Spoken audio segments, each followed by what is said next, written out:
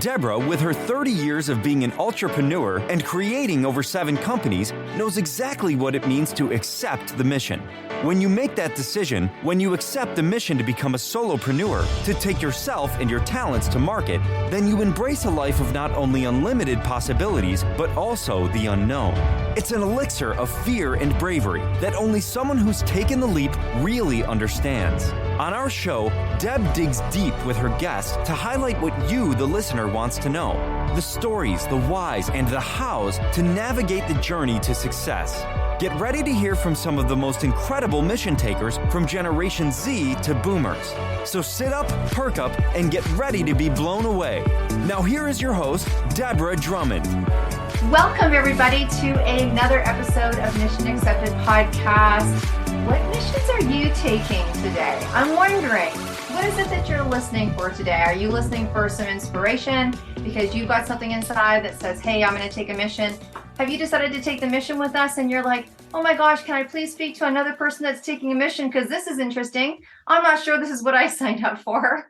Or did someone just say, hey, you should come along this project with me. You should start this business with me. You should da-da-da with me. And you're like, I just need to laugh at someone else's stories because mine are getting hilarious. So whatever the case it is, I'm very excited and very honored because we have Cathy Holt with us today. And she is an expert that is going to be running a 3-part mini series with us. And what she has to say is so important.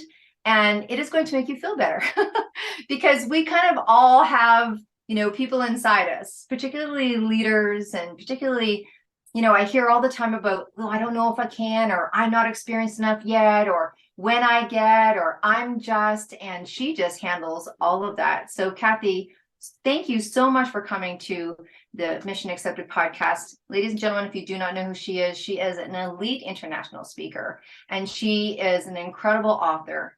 And she's going to present this 3-part series, and we're going to talk a little bit about her, and then we're going to tell you about why she's doing this 3-part series. So welcome to the show.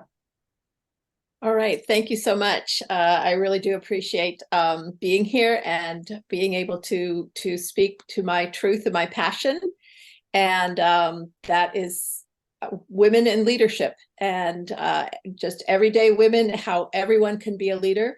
And that is very important to me as I move through my passion, which is actually promoting women as change agents. And I love that. You guys, we were having a conversation pre-show, and when we were talking about our mission, and Cathy was talking about that, her mission is really to help promote women as change agents. Literally, I was on the street, I was running around doing what we do. And I was like, stop. What did you just say? That is such a powerful statement. That is such a powerful statement. And I don't think I've heard it better. So Cathy, maybe give us a little, bird's eye view into who you are and what you do and what made you decide to take the mission. And now you help women do the same thing. So just tell us a little bit about that. Okay. I think it started fairly early in my lifetime. I came of age in the 70s, and women were often kind of considered to be seen and not heard, and don't rock the boat, and don't make people feel uncomfortable. Those were all those messages that we were getting back then. And I was seeing all my male counterparts doing whatever they wanted and, having more options. I was told basically graduating from high school, I could be a teacher, a secretary, or a nurse. And those are all phenomenal positions and phenomenal careers, but it wasn't what I was looking for in my lifetime. Not that I really knew every aspect of what I was looking for, but I just kind of looked at those things and went, is that all? But I hear the guys talking about, all these incredible careers that they're being offered. So having the feeling of being both silenced and disregarded didn't seem fair to me. So from then on, not that I was a leader immediately, but I constantly looked for ways of trying to have my voice heard, trying to be something that people didn't take for granted. So as I grew and as I tried a lot of different career paths, my career paths have been very varied, I guess you could say. And I just constantly kept that in the back of my mind. And as I worked in more different situations, I continued to see this happening. And I do feel that we all have leadership qualities. We all can step up and speak out, as you say, Deb. And that's when I started working more, both locally through politics and then eventually internationally, with helping women and supporting them in the path of becoming leaders. So I wasn't too far behind you. Except they by the time they got to maybe giving me that opportunity, they had thrown in stewardess. And I was like, I'll be a stewardess because I know me, I love adventure and I love to fly. And I was like, this is awesome. But yes, I think we've all kind of had that experience or something similar to it or what have you. So thank you, thank you for doing that. And thank you for stepping out and stepping up. And we talk about that and we talk about it like it's not difficult, but it is difficult. Mm-hmm. And I know that we were having a conversation and I was asking you, so please, share with us, like, what is it that makes a leader and why do you think women make such great leaders? Okay. Well, there's several thoughts on leadership. And one of them is, there's a saying that a leader is somebody who jumps in front of a parade. That's not really my thoughts on leadership. I really feel that a leader is someone who has a good idea or has a need or has a passion that can collaborate with others who are willing to follow and also work on that idea or that passion. So the reason I feel that women make such great leaders is we have a lot of the traits of what is now considered leadership. Has also gone through many iterations throughout the the centuries or even just the past decades. But now people are looking more at leaders as more of what they call a servant leader, and that's somebody who prioritizes the needs and the well-being of the people they are leading. So, and that women, we do that constantly. I mean, it's whether you want to say it's socially ingrained or innate, whatever you want to attribute to it, we do that. We are empathetic. We just think of other people, whether it's because you're a mother or you're in a service career. That's something we tend to do. And that's one of the servant leader qualities. We're usually strong communicators. Studies show that women speak a lot more words than men, in their daily lives. We communicate a lot of our life is in communicating, whether you're communicating with your children, with your spouse, with your coworkers, we communicate. And we speak, and when we communicate, we don't talk from a position of power traditionally. Mm-hmm. We talk more in sharing power. We talk with each other, not at each other. That just tends to be our modus operandi, I guess you could say. Mm-hmm. We're also good at problem solving. Many of us wear a lot of different hats, so we have to be creative about solving problems and considering different perspectives and points of view. And also scientists have actually shown that in problem solving, men tend to use just one hemisphere of their brain, whereas women actually use more parts of their brain when they're problem solving. So there's even some science to help us out on that one. So we also tend to have a growth mindset. That's kind of a catchphrase right now. Fixed mindset is that you think that whatever you have is innate and you can't change it. But a growth mindset means that we can change because we have had to throughout our lives. We have had to be adaptable. We've had to be resilient. That's just by the different opportunities or challenges we have faced. Mm-hmm. We also tend to empower other people. which is critical to being a good leader. You want to make sure that you're building a good team, that you're considering the well-being of the people you're around, and all these things are part of what is a good leader and considered a good leader nowadays.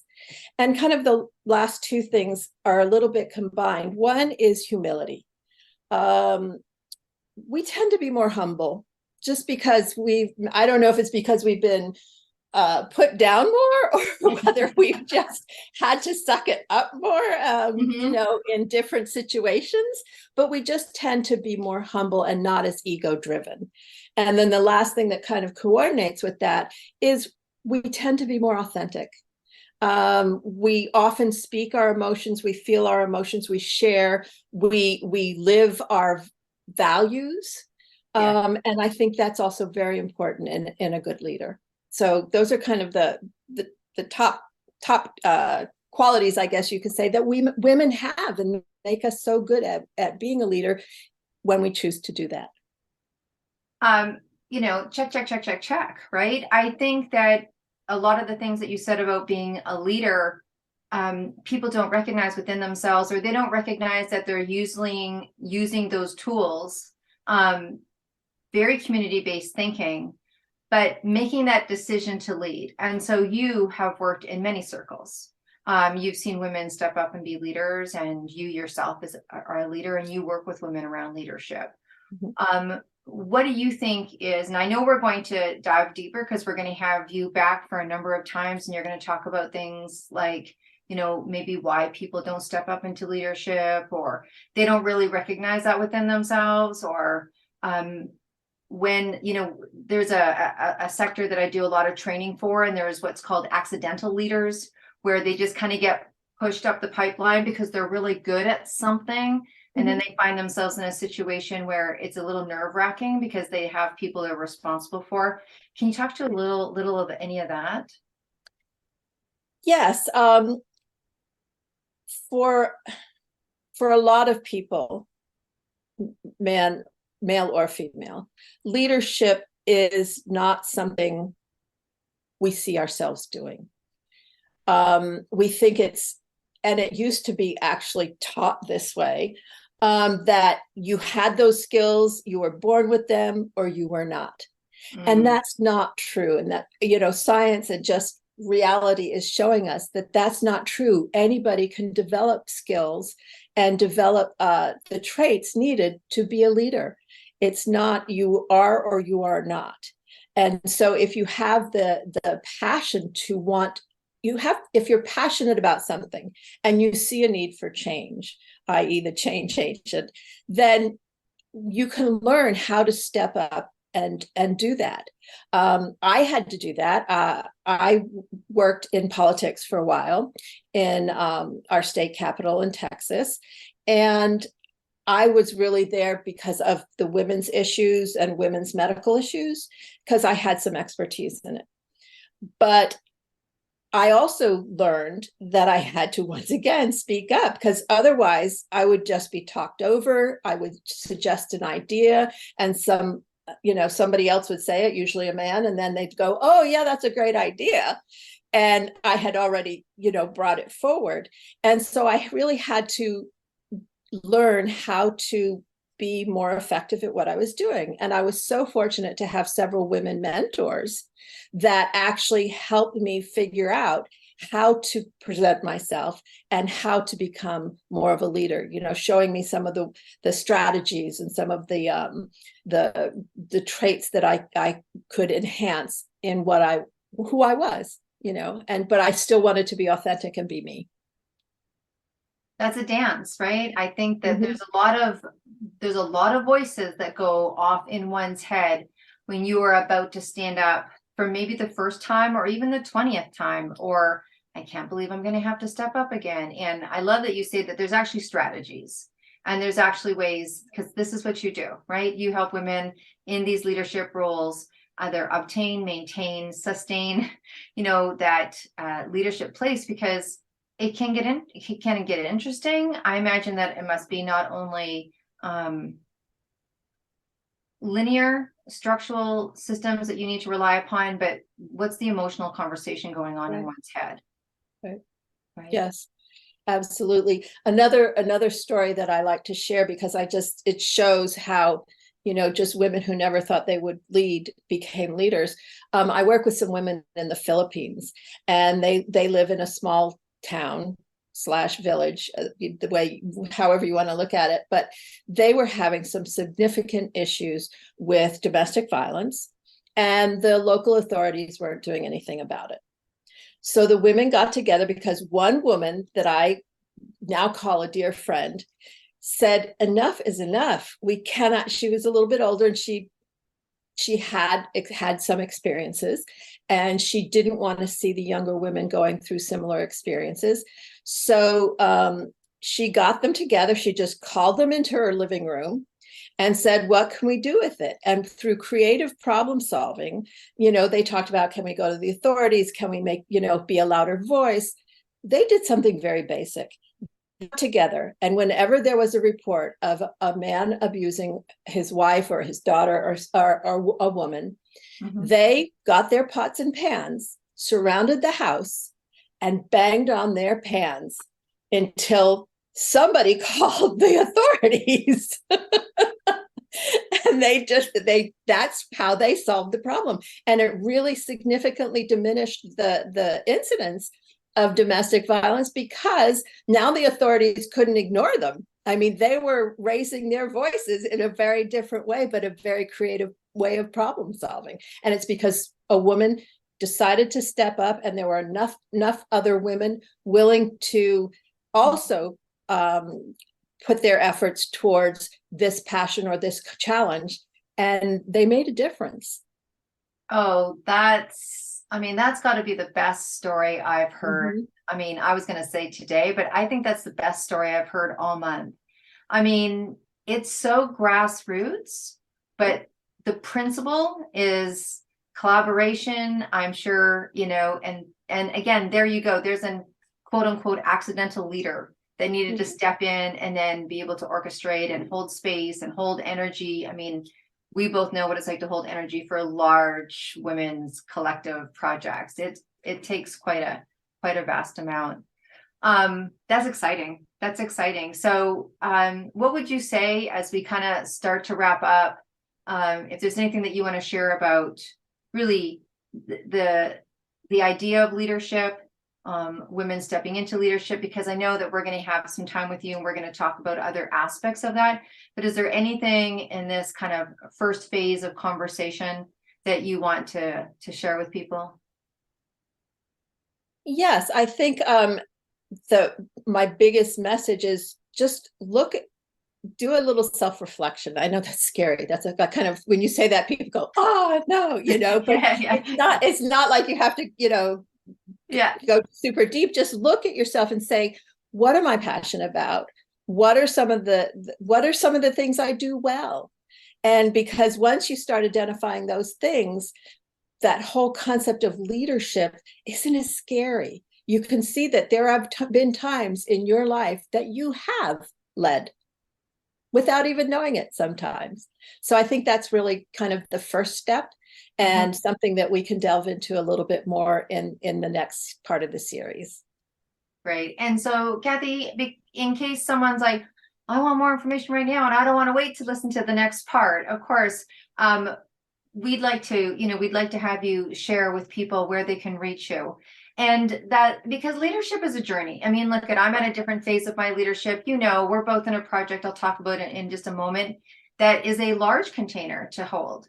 And there's times where your container is small, and wherever it is that you're doing. But I can certainly say that when people say to me, how do you do what you do? Or how did this happen? That I did not do this without coaching. I did not do this without getting advisement. I did not do this without, and I would say this because I have been in a continuum of 30 years of being an entrepreneur. And so I've, now got myself pretty practiced to having either an expert in my life or a coach in my life or someone that I'm using for advisement or what have you. But sometimes I wait too late. Like I'm already in whatever is it, if you want to call leadership pain, or, and I flip to, I don't know why I do, that I don't ask for help as soon as I need to. That's something I think that women do by nature. They're like, I got it, I got it, I got it, I got it. And then you're like, I don't got it. Mm-hmm. So please share with people what you do, because you're the person to call when you're like, yeah. Yes. And, you know, I do have a website. It's Catherine-Holt.com. And I do have some of these tips and things that you can start researching, which is also a word people really scare away from, but just looking at what is leadership? How does it affect me? There are often times when when nobody wants to lead, that things can go really, really badly. And so if something that's important to you, that you care about, don't be afraid. You can step up, you can do it. And I'm here with all kinds of ideas and strategies and just being a cheerleader to help you get there. Awesome. Awesome. Okay. Well, look at you, wonderful audience. I always, tell you how fantastic you are. And we so appreciate you, because you send in questions, you give comments, you share the words of the people that come onto the show. I know a lot of you are like, I want to be on the show. So, and thank you. So, and if you are one of those people that are sitting there and going, I'd love to share, I have a mission, I have a passion, I have a project, I've accepted, you know what I mean? It's really easy. You know where to find me. It's deb@debdrummond.com.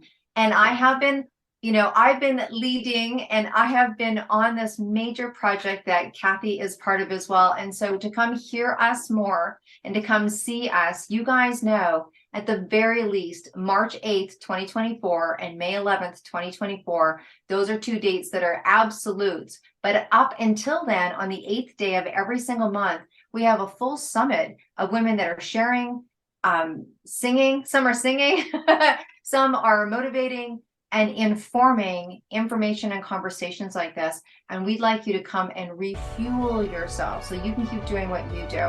If you'd like to speak, if you'd like to be in the book, or if you'd just like to have a free guest pass, please deb@debdrummond.com. You know where to find me. And just thank you so much for being a great audience. And thank you so much, Cathy. I'm looking forward to our next class together.